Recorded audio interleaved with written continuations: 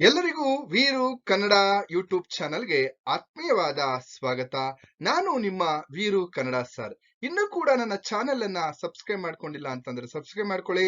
ಹಾಗೆ ನಿಮ್ ಸ್ನೇಹಿತರಿಗೂ ಕೂಡ ನನ್ನ ಚಾನೆಲ್ ಬಗ್ಗೆ ಮಾಹಿತಿಯನ್ನ ನೀಡಿ ಅಂತ ಹೇಳ್ತಾ ಲೈಕ್ ಮಾಡಿ. ಹಾಗೆ ನಮ್ಮ ಚಾನೆಲ್ ಅಲ್ಲಿ ಐಪ್ ಅನ್ನುವಂತಹ ಒಂದು ಸಿಂಬಲ್ ಕಾಣಿಸುತ್ತೆ, ಐಪ್ ಕೂಡ ಮಾಡ್ಬೋದು.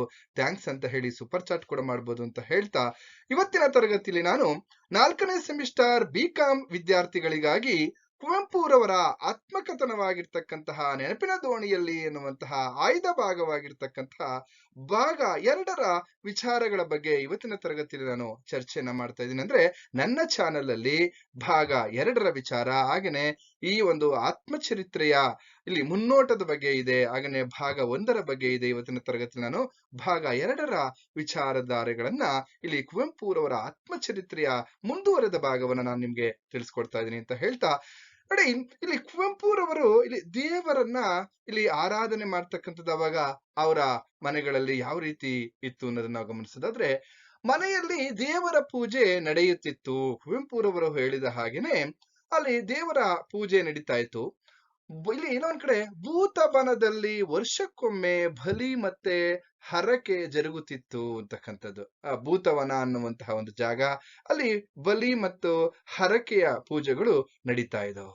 ಆ ನಡೀತಾ ಇರ್ತಕ್ಕಂಥ ಸಂದರ್ಭದಲ್ಲಿ ಅಲ್ಲಿ ದಯ್ಯ, ಜಕ್ಕಿಣಿ, ಹಾಗೇನೆ ಕಲ್ಕುಟಿಗ, ಇಲ್ಲಿ ಮುಂತಾದಂತಹ ದೆವ್ವ ಪಿಶಾಚಿಗಳ ಇಲ್ಲಿ ಭೀಕರ ಕಥನಗಳು ಇವರ ಕಿವಿಯ ಮೇಲೆ ಬೀಳ್ತಾ ಇದ್ವು ಅಂತಕ್ಕಂಥದ್ದು. ಅಂದ್ರೆ ಒಂದ್ ಕಡೆ ಭೂತಗಳ ಬಗ್ಗೆನೆ ಇಲ್ಲಿ ಇಲ್ಲ ಆ ಭೂತಕ್ಕೆನೆ ಇವರು ಪೂಜೆಯನ್ನ ಮಾಡ್ತಾ ಇರ್ತಕ್ಕಂತಹ ವಿಚಾರವನ್ನು ನಾವು ಗಮನಿಸ್ತಾ ಹೋಗ್ಬೋದು. ಹಾಗೆ ಕತ್ತಲೆ ಆದ ಮೇಲೆ ಮನೆಯ ತುಂಬಾ ಬರೀ ಅವುಗಳ ಓಡಾಟದ ವಿಚಾರಗಳೇ ಇವರ ಇಲ್ಲಿ ಎಲ್ಲೋ ಒಂದ್ ಕಡೆ ಕಿವಿಗೆ ಬಿದ್ದಂತ ಸಂದರ್ಭದಲ್ಲಿ ಅದರಿಂದ ಬೆವರ್ತು ಇಲ್ಲೋ ಬೆವರಿನ ಬೇಗುದಿಯಲ್ಲಿ, ಭಯದ ಬೇಗುದಿಯಲ್ಲಿ ಬೀಳ್ತಕ್ಕಂತಹ ಸನ್ನಿವೇಶಗಳು ಕೂಡ ಅಲ್ಲಿ ಎದುರಾಗ್ತಾ ಇದ್ವು ಅಂತಕ್ಕಂಥದ್ದನ್ನ ಗಮನಿಸ್ತಾ ಹೋಗ್ಬೋದು. ಹಾಗೇನೆ ಇಲ್ಲಿ ದೇವರು, ಜೀವ, ಜಗತ್ತು, ಪಾಪ, ಪುಣ್ಯ, ಕರ್ಮ ಮುಂತಾದ ವಿಷಯಗಳನ್ನ ಕುರಿತು ಈ ಮಕ್ಕಳಿಗೆ ಯಾರು ಕೂಡ ಅಷ್ಟು ವಿಚಾರವನ್ನ ಹೇಳ್ತಾ ಇರ್ಲಿಲ್ಲ. ಯಾರು ಕೂಡ ಮಕ್ಕಳ ಮುಂದೆ ಪ್ರಸ್ತಾಪಿಸ್ತಾ ಇರ್ಲಿಲ್ಲ. ಆದ್ರೆ ಎಲ್ಲೋ ಒಂದ್ ಕಡೆ ಈ ಮಕ್ಕಳಿಗೂ ಕೂಡ ದೇವರ ಬಗ್ಗೆ, ಅಥವಾ ಇಲ್ಲಿ ಇನ್ನೊಂದು ನಾವು ಗಮನಿಸ್ತಾ ಹೋಗ್ಬೋದು, ಕ್ರೈಸ್ತ ಧರ್ಮ ಎಲ್ಲೋ ಒಂದ್ ಕಡೆ ಇಲ್ಲಿ ಇರ್ತಕ್ಕಂತಹ ಕ್ರಿಶ್ಚಿಯನ್ನರ್ ಏನ್ ಮಾಡಿದ್ರು, ಅಥವಾ ಇಲ್ಲಿ ಇರ್ತಕ್ಕಂತಹ ಯುವಕ ಮೋಸಸ್, ಈ ಕ್ರಿಶ್ಚಿಯನ್ನರ ಮೇಷ್ಟ್ರು, ಅವರೆಲ್ಲ ಒಂದ್ ಕಡೆ ತಮ್ಮ ಮತ ಪ್ರಚಾರದ ಉದ್ದೇಶನೂ ಇದೆ ಅಂತಕ್ಕಂಥದ್ದನ್ನ ನಾವು ಆಲ್ರೆಡಿ ಹಿಂದಿನ ತರಗತಿಯಲ್ಲಿ ತಿಳ್ಕೊಂಡಿದೀವಿ. ಈಗ ಅವ್ರು ಏನ್ ಮಾಡ್ತಾ ಇದಾರಪ್ಪ ಅಂತಂದ್ರೆ, ಈ ಮಕ್ಕಳಿಗೆ ದೇವರ ಬಗ್ಗೆ ತಿಳಿಸ್ತಕ್ಕಂತಹ ಒಂದು ಕೆಲಸವನ್ನ ಮಾಡ್ತಾ ಇದ್ದಾರೆ. ಯಾಕಂದ್ರೆ ಈ ಮಕ್ಕಳ ಬಗ್ಗೆ ಯಾರೂ ಕೂಡ ದೇವರ ಬಗ್ಗೆ, ಜೀವನದ ಬಗ್ಗೆ, ಪಾಪ ಪುಣ್ಯಗಳ ಬಗ್ಗೆ ಯಾರೂ ಕೂಡ ಅರಿವನ್ನ ಮೂಡಿಸ್ತಾ ಇರ್ಲಿಲ್ಲ. ಆ ಮಕ್ಕಳ ಮುಂದೆ ಅದ್ರ ಬಗ್ಗೆ ವಿಚಾರಗಳನ್ನ ಪ್ರಸ್ತಾಪ ಮಾಡ್ತಾ ಇರಲ್ಲ.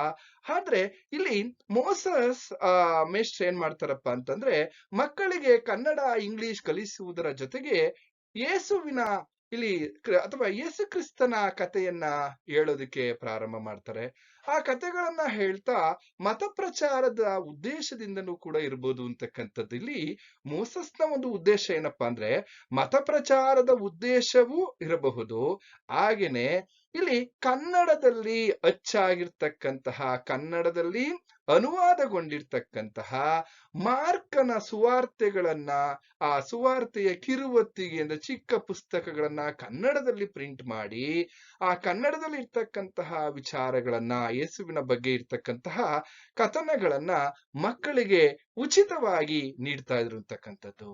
ಆ ಉಚಿತವಾಗಿ ನೀಡಿ ಆ ಯೇಸುವಿನ ವಿಚಾರಧಾರೆಗಳನ್ನ, ಹಾಗೇನೆ ಇನ್ನೊಂದ್ ಕಡೆ ಆ ಮಾರ್ಕನ ಸುವಾರ್ತೆಗಳನ್ನ ಮಕ್ಕಳಿಗೆ ಓದುವುದಕ್ಕೆ ಕೊಡ್ತಾ ಇದ್ರು, ಮಕ್ಕಳಿಗೆ ಹೇಳ್ಕೊಡ್ತಾ ಇದ್ರು ಅಂತಕ್ಕಂಥ ನಾವು ಗಮನಿಸ್ತಾ ಹೋಗ್ಬೋದು. ಹಾಗೇನೆ ಇನ್ನೊಂದ್ ಕಡೆ ಅಲ್ಲಿ ಉಚಿತವಾಗಿ ಪುಸ್ತಕವನ್ನ ನೀಡ್ತಕ್ಕಂಥದ್ದು ಆ ಮಕ್ಕಳಿಗೆ ಎಲ್ಲೋ ಒಂದ್ ಕಡೆ ಒಂದು ವಿಸ್ಮಯಕರವಾದಂತಹ ಹೊಸ ಪ್ರಪಂಚಕ್ಕೆ ನಾವೆಲ್ಲೋ ಒಂದ್ ಕಡೆ ಹೋಗ್ತಾ ಇದೀವಿ ಅನ್ನುವಂತಹ ಇಲ್ಲಿ ವಿಚಾರ ಭಾಸವಾಗ್ತಾ ಇತ್ತು. ಆ ಸಂದರ್ಭದಲ್ಲಿ ಹೊಸ ಹೊಸ ವಿಚಾರವನ್ನ ತಿಳ್ಕೊಳ್ತಾ ಇದೀವಿ ಅಂತಕ್ಕಂಥದ್ದು. ಹಾಗೆ ಇನ್ನೊಂದ್ ಕಡೆ ದೇವರ ಪ್ರಾರ್ಥನೆಯನ್ನ ಮಾಡ್ತಕ್ಕಂಥದ್ದಿರ್ಬೋದು, ಆ ದೇವರ ಪ್ರಾರ್ಥನೆಯನ್ನ ಮಾಡ್ತಾ ಓದುತ್ತಾ ಹೀಗೆ ಇಲ್ಲಿ ಇನ್ನೊಂದ್ ಕಡೆ ಆ ಯೇಸು ಇಲ್ಲಿ ಇಷ್ಟಾರ್ಥಗಳನ್ನ ಸಿದ್ಧಿಸುತ್ತಾನೆ, ಹಾಗೇನೆ ಇಷ್ಟಾರ್ಥಗಳನ್ನ ಸಲ್ಲಿಸುತ್ತಾನೆ. ಯೇಸು ಸ್ವಾಮಿ ಗುಡ್ಡದ ನೆತ್ತಿಗೆ ಹೋಗಿ ಪ್ರಾರ್ಥನೆಯನ್ನ ಮಾಡಿದರು.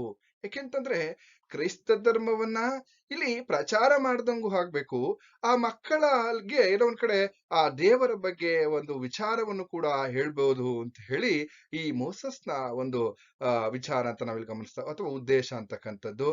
ಆಗ ಪ್ರಾರ್ಥನೆ ಮತ್ತು ಶ್ರದ್ಧೆ ಎರಡೂ ಸೇರಿ ಪವಾಡಗಳಾಗುತ್ತವೆ ಅಂತಕ್ಕಂಥದ್ದು. ಯಾಕೆಂದ್ರೆ ಯೇಸು ಮಹಾಸ್ವಾಮಿ ಇವರು ಎಲ್ಲೋ ಒಂದ್ ಕಡೆ ಪವಾಡ ಪುರುಷರು ಅನ್ನುವಂತಹ ವಿಚಾರಧಾರೆಯನ್ನು ಕೂಡ ಹೇಳ್ತಾ ಇದ್ದಾರೆ.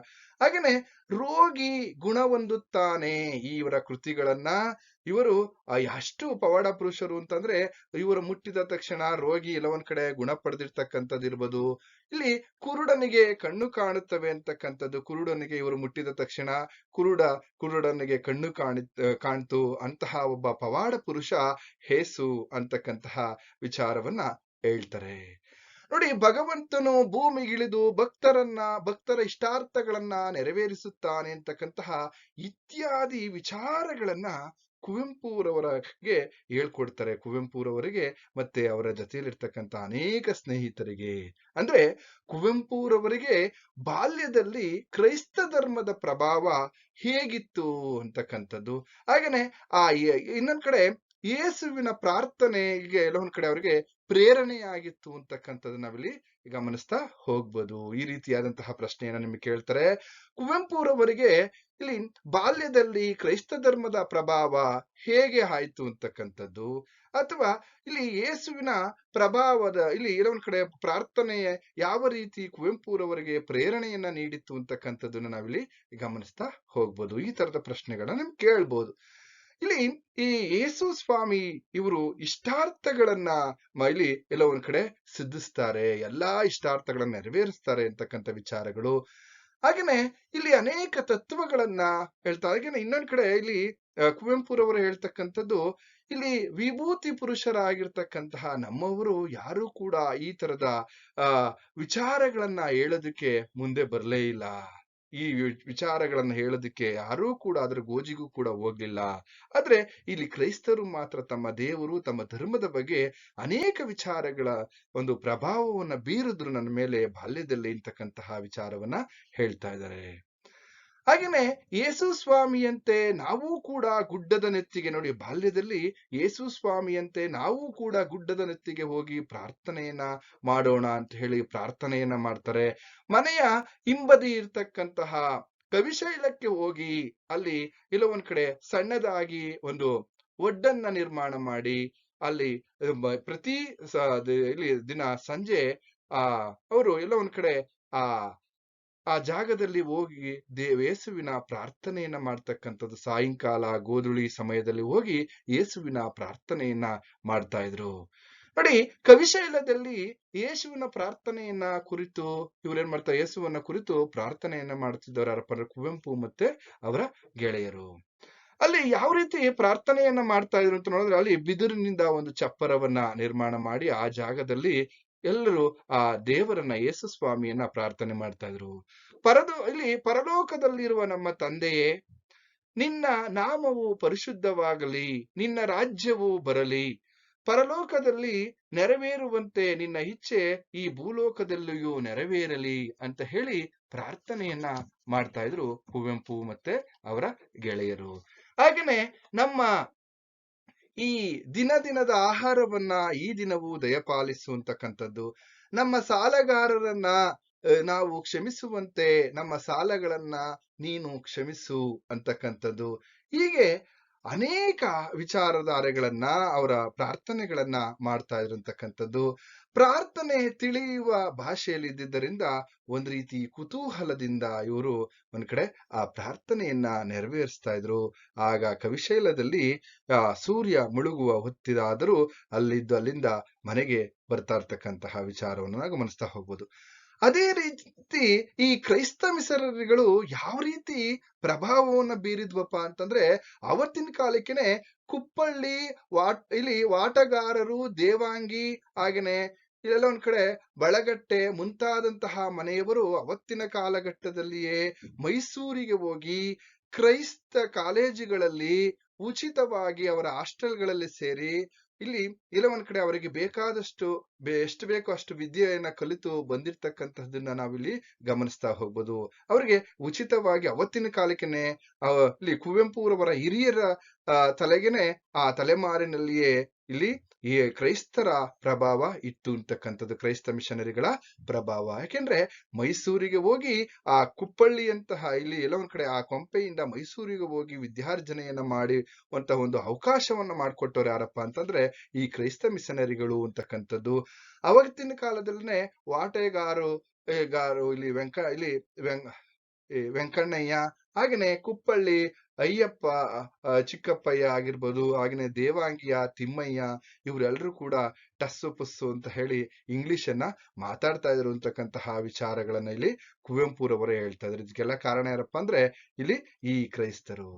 ಯಾಕೆಂದ್ರೆ ಇವರೆಲ್ಲರೂ ಯೋಚನೆ ಮಾಡಿದ್ರು, ಅವರ ದೊಡ್ಡವರೆಲ್ಲರೂ ಕೂಡ. ಯಾಕೆಂದ್ರೆ ಇಂಗ್ಲಿಷ್ ಕಲಿಯಬೇಕೆಂಬಂತಹ ಆಕಾಂಕ್ಷೆ ಮತ್ತು ಪರಿಣಾಮ ಅವರಿಗೆ ಎಷ್ಟರ ಮಟ್ಟಿಗೆ ಇತ್ತಪ್ಪ ಅಂದ್ರೆ ಅವತ್ತಿನ ಕಾಲದಲ್ಲಿ ಕುವೆಂಪುರವರು ಹೇಳ್ತಾರೆ, ಈ ನಮ್ಮ ಚಿಕ್ಕಪ್ಪಯ್ಯ ಇವ್ರಿಗೆಲ್ಲ ಒಂದು ಇಂಗ್ಲಿಶಿನ ಪ್ರಭಾವ ಇದ್ದಿದ್ರಿಂದಲೇ ನಮಗೂ ಕೂಡ ಇವತ್ತಿಗೆ ಎಲ್ಲೋ ಒಂದ್ ಕಡೆ ನಮ್ಮ ಮಕ್ಕಳು ಕೂಡ ಇಂಗ್ಲಿಷ್ ಅನ್ನ ಕಲಿಬೇಕು, ಅವ್ರು ಕಲ್ತ್ರೇನೆ ಎಲ್ಲೋ ಒಂದ್ ಕಡೆ ಈ ಜಗತ್ತಿನಲ್ಲಿ ಮುಂದುವರಿಯೋದಕ್ಕೆ ಸಾಧ್ಯ ಅನ್ನುವಂತಹ ಮಾತನ್ನ ಅಲ್ಲಿ ಅವರ ಚಿಕ್ಕಪ್ಪ ದೊಡ್ಡಪ್ಪಂದಿರು ಮಾತನಾಡ್ತಾ ಇರುವಂತಕ್ಕಂಥದ್ದು. ಯಾಕೆಂದ್ರೆ ಮಕ್ಕಳಾಗಿದ್ದ ನಮ್ಮ ಬದುಕಿನ ಮೇಲೆ ಅವರು ಕೈಗೊಂಡಂತಹ ಬೃಹತ್ ಒಂದು ಆಕಾಂಕ್ಷೆ ಏನಪ್ಪಾ ಅಂದ್ರೆ, ಒಂದು ಪ್ರಭಾವಕಾರಿಯಾದಂತಹ ವಿಚಾರ ಯಾವ್ದಪ್ಪ ಅಂತಂದ್ರೆ ಮಕ್ಕಳನ್ನ ಓದುವುದಕ್ಕೆ ಹಾಕ್ಬೇಕು ಅನ್ನುವಂತಹ ಒಂದು ಪ್ರಜ್ಞೆಯನ್ನ ಮೂಡಿಸ್ತವ್ರು ಯಾರಪ್ಪ ಅಂದ್ರೆ ಈ ಕ್ರೈಸ್ತ ಮಿಷನರಿಗಳು ಅಂತಕ್ಕಂಥದ್ದನ್ನ ಇಲ್ಲಿ ಕುವೆಂಪುರವರೇ ಹೇಳ್ತಾ ಇರ್ತಕ್ಕಂಥದ್ದು.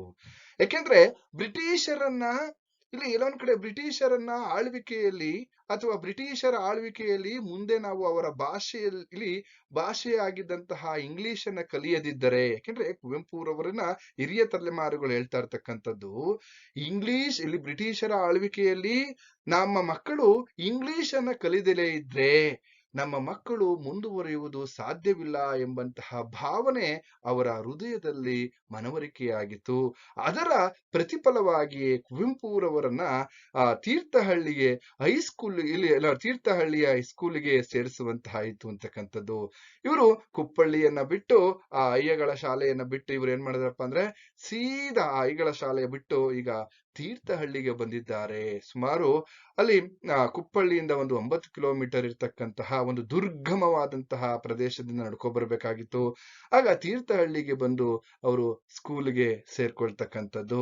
ಆನಂತರ ಅಲ್ಲಿ ಬರ್ತಾ ಇರ್ತಕ್ಕಂಥ ಸಂದರ್ಭದಲ್ಲಿ ಆ ತೀರ್ಥಹಳ್ಳಿಯಿಂದ ಕುಪ್ಪಳ್ಳಿಯಿಂದ ತೀರ್ಥಹಳ್ಳಿಗೆ ಬರ್ತಾ ಇರ್ತಕ್ಕಂಥ ಸಂದರ್ಭದಲ್ಲಿ ಆ ಹೊಳೆಯನ್ನ ದಾಟಿ ಬರ್ತಾ ಇರ್ತಕ್ಕಂಥದ್ದು, ಆ ಪ್ರಕೃತಿಯ ಸೌಂದರ್ಯ. ಹಾಗೇನೆ ಅಲ್ಲಿ ರಾಮತೀರ್ಥ ಅನ್ನುವಂತಹ ಒಂದು ಕಲ್ಲಿತ್ತು. ಹಾಗೇನೆ ಇನ್ನೊಂದೇನಪ್ಪಾ ಅಂದ್ರೆ ಬುತ್ತಿ ಕಲ್ಲು ಅನ್ನುವಂತಹ ಒಂದು ಪ್ರದೇಶ. ಆ ಬುತ್ತಿ ಕಲ್ಲಿನ ಒಂದು ವಿಶೇಷತೆ ಏನಪ್ಪಾ ಅಂತಂದ್ರೆ, ಅಲ್ಲಿ ಯಾಕೆ ಆ ಬುತ್ತಿ ಕಲ್ಲು ಅಂತಹ ಒಂದು ಹೆಸರು ಬಂತು ಅಂತ ನೋಡೋದಾದ್ರೆ, ಅಲ್ಲಿ 4-6 ಆನೆ ಗಾತ್ರದ ಕಲ್ಲುಗಳು ಬಿದ್ದಿದ್ದವು ಅಂತಕ್ಕಂಥ ಇದ್ರಲ್ಲಿ ಆ ಗುಡ್ಡದಲ್ಲಿ, ಅಂದ್ರೆ ಹೊಳೆಯ ಮರಳಿನ ಮೇಲೆ ಆ ಕೆಲವೊಂದು ಬುತ್ತಿ ಬಂಡೆಗಳು, ದೊಡ್ಡ ದೊಡ್ಡ ಬಂಡೆಗಳು 4-6 ಬಿದ್ದಿದ್ದು. ಅದರಲ್ಲಿ ಈ ಬುತ್ತಿ ಕಲ್ಲು ಒಂದು ವಿಶೇಷ ಏನಂದ್ರೆ, ಇಲ್ಲಿ ಭೀಮ ಬುತ್ತಿಯನ್ನ ಉಣ್ಣುವಾಗ, ಅಂದ್ರೆ ಅಲ್ಲಿ ಪಾಂಡವರು ವನವಾಸದಲ್ಲಿ ಆ ಜಾಗದಲ್ಲಿ ಇದ್ರು ಅಂತಕ್ಕಂತಹ ಒಂದು ಐತಿಹ್ಯ ಇದೆ. ಆಗ ಆ ಭೀಮ ಬುತ್ತಿಯನ್ನ, ಅಂದ್ರೆ ಭೀಮ ಕಟ್ಕೊಂಡು ಹೋಗಿರ್ತಕ್ಕಂತಹ ಬುತ್ತಿಯನ್ನ, ಅಂದ್ರೆ ಊಟವನ್ನ ಮಾಡ್ತಾ ಇರ್ತಕ್ಕಂಥ ಸಂದರ್ಭದಲ್ಲಿ ಅವನು ಊಟ ಮಾಡ್ಬೇಕಾದ್ರೆ ಆ ಊಟ ಮಾಡುವಂತಹ ಅನ್ನದಲ್ಲಿ ಒಂದು ಕಲ್ಲು ಸಿಕ್ಬಿಡ್ತಂತೆ. ಅಂದ್ರೆ ಆನೆ ಗಾತ್ರದ ಕಲ್ಲುಗಳು, ಈಗ ಎಲಿಫೆಂಟ್ ಅಂತ ದಪ್ಪವಾಗಿದ್ದಂತಹ ಒಂದು ಕಲ್ಲುಗಳು ಅಂತಕ್ಕಂಥದ್ದು. ಅಷ್ಟಪ್ಪ ಇನ್ನ ಅವನು ಎಲ್ಲ ಒಂದ್ ಕಡೆ ಅನ್ನದಲ್ಲಿ ಸಿಕ್ಕಿರ್ತಕ್ಕಂತಹ ಕಲ್ಲೇ ಆನೆ ಗಾತ್ರ ಇದೆ ಅಂದ್ರೆ ಅವನು ಇನ್ನೆಷ್ಟಪ್ಪ, ಅವನು ತಿಂತಕ್ಕಂತ ಅನ್ನ ಇನ್ನು ಎಷ್ಟು ಗಾತ್ರದಲ್ಲಿ ಇತ್ತು ಅಂತಕ್ಕಂತಹ ವಿಚಾರವನ್ನು ನಾವು ಗಮನಿಸ್ತಾ ಹೋಗ್ಬೋದು. ನೀವೇನಾದ್ರೂ ಈ ಬುತ್ತಿ ಕಲ್ಲು ಅಂತ ಕೇಳಿದ್ರೆ, ಅಲ್ಲಿ ಭೀಮ ಬುತ್ತಿಯನ್ನ ಉಣ್ಣುವಾಗ ಅಲ್ಲಿ ಅನ್ನವನ್ನ ತಿಂತಕ್ಕಂತ ಸಂದರ್ಭದಲ್ಲಿ ಆ ಅನ್ನದಲ್ಲಿ ಸಿಕ್ತಂತಹ ಕಲ್ಲನ್ನ ಬುತ್ತಿ ಕಲ್ಲು ಅಂತ, ಅನ್ನದಲ್ಲಿ ಸಿಕ್ಕಿರ್ತಕ್ಕಂಥ ಕಲ್ಲನ್ನ ಈ ಕಡೆ ಎಸೆದಂತೆ ಅದು ಬುತ್ತಿ ಕಲ್ಲು ಅಂತಕ್ಕಂಥದ ಒಂದು ಐತಿಹ್ಯ ಇದೆ. ಹೀಗೆ ಮುಂದುವರೆದಂತೆ ಅವರು ಎಲ್ಲ ಒಂದ್ ಕಡೆ ನಡ್ಕೊಂಡು ಹೋಗ್ತಕ್ಕಂಥದ್ದಿರ್ಬೋದು. ಆ ನಂತರದಲ್ಲಿ ಗಾಡಿಯಲ್ಲಿ ಅವರು ಈ ಕುಪ್ಪಳ್ಳಿಯಿಂದ ತೀರ್ಥಹಳ್ಳಿಗೆ ಹೋಗ್ತಕ್ಕಂಥದ್ದು. ಆ ನಂತರದಲ್ಲಿ ನಾವು ಗಮನಿಸೋದಾದ್ರೆ ಎಲ್ರೂ ಕೂಡ ಅಲ್ಲಿ ಕೆಲಸವನ್ನ ಮಾಡಿ ಎಲ್ಲ ಒಂದ್ ಕಡೆ ಶಿಕ್ಷಣವನ್ನ ಪಡಿಲೇಬೇಕು, ನಮ್ಮ ಮಕ್ಕಳಿಗೆ ಹೆಚ್ಚು ಶಿಕ್ಷಣವನ್ನ ಕೊಡಿಸ್ಲೇಬೇಕು ಅನ್ನುವಂತಹ ಒಂದು ಉದ್ದೇಶ ತಂದೆ ತಾಯಿಗಳದ್ದು ಕೂಡ ಇತ್ತು ಅಂತಕ್ಕಂಥದ್ದು. ಹಾಗೆ ಮುಂದುವರೆದಂತೆ ಎತ್ತಿನ ಗಾಡಿಯಲ್ಲಿ ಹೋಗ್ತಕ್ಕಂಥದ್ದಾಗಿರ್ಬೋದು. ಹಾಗೆ ಆಮೇಲೆ ಸ್ವಲ್ಪ ದಿವಸ ಆದ್ಮೇಲೆ ಅಲ್ಲಿ ಒಂದು ಚಿಕ್ಕ ಮನೆಯನ್ನ ಕೂಡ ಮಾಡ್ತಾರೆ. ಆ ಮನೆಯನ್ನ ಮಾಡಿದಂತ ಸಂದರ್ಭದಲ್ಲಿ ಒಂದು ಘಟನೆ ನಡೆಯುತ್ತೆ. ಕುವೆಂಪುರವರ ಬೆನ್ನಿನ ಮೂಳೆಯ ಭಾಗಕ್ಕೆ ಒಂದು ಸೂಜಿ ಚುಚ್ಕೊಂಡ್ಬಿಡುತ್ತೆ. ಆ ಸೂಜಿ ಚುಚ್ಕೊಂಡಂತಹ ಸಂದರ್ಭದಲ್ಲಿ ಅವ್ರನ್ನ ಆಸ್ಪತ್ರೆಗೆ ಕರ್ಕೊಂಡ್ ಬರ್ತಕ್ಕಂಥದ್ದು.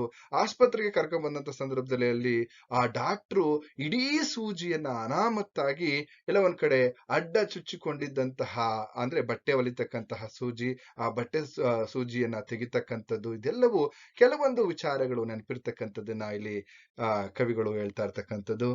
ಆನಂತರದಲ್ಲಿ ಇನ್ನು ಕೆಲವು ವಿಚಾರಗಳನ್ನು ನೋಡೋದಾದ್ರೆ, ಅವರಿದ್ದಂತಹ ಜಾಗದಲ್ಲಿ ಯಾವುದೋ ಒಂದ್ ಕಡೆ ಈ ಮುಜಫರ್ ಖಾನೆ ಎನ್ನುವಂತಹ ಒಂದು ಜಾಗ ಇತ್ತಂತೆ. ಈ ಮುಜಫರ್ ಖಾನೆ ಅಂತಕ್ಕಂತಹ ಒಂದು ಜಾಗ ಏನಪ್ಪಾ ಅಂದ್ರೆ, ಅಲ್ಲಿ ಒಂದ್ ಕಡೆ ಅನೇಕ ಭಿಕ್ಷುಕರು ಇರ್ತಕ್ಕಂತಹ ಜಾಗ ಆಗಿರ್ಬೋದು. ಒಂದ್ ಕಡೆ ನಿಲುವಂಗಿಯನ್ನ ಹಾಕೊಂಡು ಆ ಕೊಳಕು ಮುದ್ದೆ ಆಗಿರ್ತಕ್ಕಂತಹ ಆ ಒಂದು ಬಟ್ಟೆಯನ್ನ ಹಾಕೊಂಡು ಭಿಕ್ಷುಕರಂತೆ ಕಾಣ್ತಾ ಇರ್ತಕ್ಕಂತಹ ಒಂದು ಜನ. ಹಾಗೇನೆ ಅಲ್ಲಿ ಅದನ್ನ ನೋಡಿದಂತಹ ಸಂದರ್ಭದಲ್ಲಿ ಎಲ್ಲೋ ಒಂದ್ ಕಡೆ ಕೆಲವರು ಅವ್ರು ಏನ್ ಮಾಡ್ತಾ ಇರಪ್ಪ ಅಂತಂದ್ರೆ, ಅಲ್ಲಿ ನಮ್ಮನ್ನ ಕದ್ದು ಹೋಗುತ್ತಾರೆ ಎನ್ನುವಂತಹ ಒಂದು ಭಯ ಕೂಡ ಆಗ್ತಾ ಇತ್ತು. ಆ ಮುಜಫರ್ ಖಾನೆಯನ್ನ ನೋಡಿದ ತಕ್ಷಣ ಇವ್ರಿಗೆ ಭಯ ಆಗ್ತಾ ಇರ್ತಕ್ಕಂಥದ್ದು.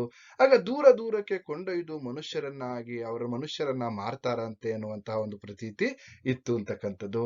ಎಳೆ ಮಕ್ಕಳನ್ನ ಅಲ್ಲಿಗೆ ತೆಗೆದುಕೊಂಡು ಹೋಗಿ ಒಂದ್ ಕಡೆ ಮಾಂಸವನ್ನ ಬೇಯಿಸಿ ತಿಂದು ಬಿಡುತ್ತಾರಂತೆ, ಚಿಕ್ಕ ಮಕ್ಕಳನ್ನ ಅಂತ ಹೇಳಿ ಒಂದ್ ರೀತಿ ಆ ಮುಜಫರ್ ಖಾನೆಯ ಒಂದು ನೆನಪು ಇವ್ರಿಗೆ. ಯಾಕೆಂದ್ರೆ ಅಲ್ಲಿ ಇಲ್ಲ ಒಂದ್ ಕಡೆ ಮಾಂಸವನ್ನ ಕತ್ತರಿಸ್ತಕ್ಕಂತಹ ಒಂದು ಜಾಗ ಕೂಡ ಆಗಿತ್ತು ಅಂತಕ್ಕಂಥದ್ದು. ಅಲ್ಲಿ ಮಕ್ಕಳನ್ನು ಕೂಡ ಇಲ್ಲಿ ಕತ್ಕೊಂಡೋಗಿ ಅವರು ಅಲ್ಲಿ ಆ ಮುಜಫರ್ ಖಾನೆಯಲ್ಲಿ ಕತ್ತರಿಸ್ತಾರೆ ಅಥವಾ ಮಕ್ಕಳನ್ನ ಮಾರಾಟ ಮಾಡ್ತಾರೆ ಆ ವ್ಯಕ್ತಿಗಳು ಅಂತ ಒಂದು ಭ್ರಮೆ ಇತ್ತು. ಹಾಗೇನೆ ಅದರಿಂದ ಮುಂದೆ ಹೋದ್ರೆ ಆ ಮುಜಫರ್ ಈ ಖಾನೆ ಏನಿದೆ, ಆ ಖಾನೆಯಿಂದ ಹಿಂಭಾಗದಲ್ಲಿ ಒಂದು ಕೆರೆ, ಆ ಕೆರೆಯಲ್ಲಿ ಊರ ಹಂದಿಗಳಾಗಿರ್ಬೋದು ಮತ್ತೆ ಜನಗಳು ಕೂಡ ಆ ನೀರನ್ನ ಉಪಯೋಗಿಸ್ತಾ ಇದ್ರು ಅಂತಕ್ಕಂಥದ್ದು. ಈ ಎಲ್ಲ ವಿಚಾರಗಳನ್ನ ಕವಿ ಹೇಳ್ತಾ ಇದ್ದಾರೆ. ಇದಿಷ್ಟು ಭಾಗ 2ರ ವಿಚಾರ. ಮುಂದಿನ ವಿಚಾರದಲ್ಲಿ ಈ ಮೋಸಸ್ ಮಾಸ್ಟರು ಯಾವ ರೀತಿ ಮಕ್ಕಳಿಗೆ ಈ ಒಂದು ಇಂಗ್ಲಿಷ್ ಶಿಕ್ಷಣವನ್ನ ಕಲಿಸಿದ್ರು ಅನ್ನುವಂತಹ ವಿಚಾರಗಳನ್ನ ಮುಂದಿನ ತರಗತಿಯಲ್ಲಿ ನಾವು ಚರ್ಚೆ ಮಾಡೋಣ ಅಂತ ಹೇಳ್ತಾ ಇಲ್ಲಿಗೆ ಭಾಗ 2ರ ವಿಚಾರವನ್ನು ಮುಗಿಸಿದ್ದೀನಿ. ನಿಮ್ಗೆಲ್ರಿಗೂ ಕೂಡ ಶುಭವಾಗ್ಲಿ.